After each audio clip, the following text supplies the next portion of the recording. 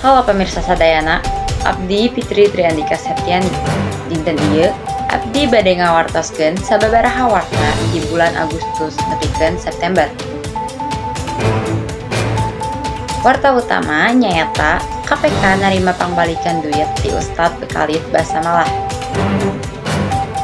Sajabat eta, aya oge sababaraha warta sejen, nyaeta demo anti-imigran di London, banjir nu ngaguyur Bali, kecelakaan bus di Purbalingga, jeung pelantikan 5 menteri anyar ku Presiden Prabowo.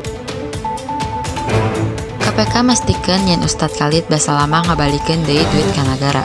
Duit eta janten bukti tambahan dina proses hukum, sarta dipihareup janten contoh pikeun masyarakat. KPK oge ngadesep masyarakat pikeun ngadukung pemberantasan korupsi. Di London, ratusan imigran ngedamel aksi demo pikeun ngedalkeun aspirasi. Aksi lumangsung damai kalayan kawalan ketat ti aparat. Di Purbalingga, hiji bus pariwisata nabrak toko bangunan di jalur Talaplor.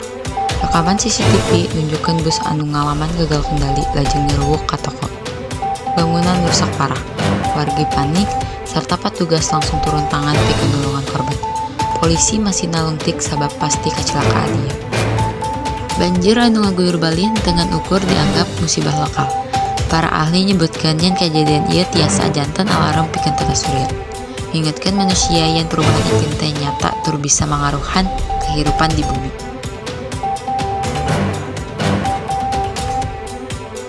Di Istana Negara, Presiden Prabowo Subianto ngalantik 4 menteri anyar serta hiji wakil menteri.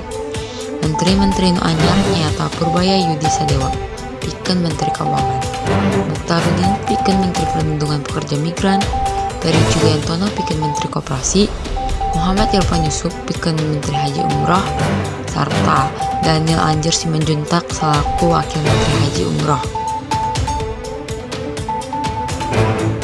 Eta tadi runtuyan warta di bulan Agustus nepikeun September.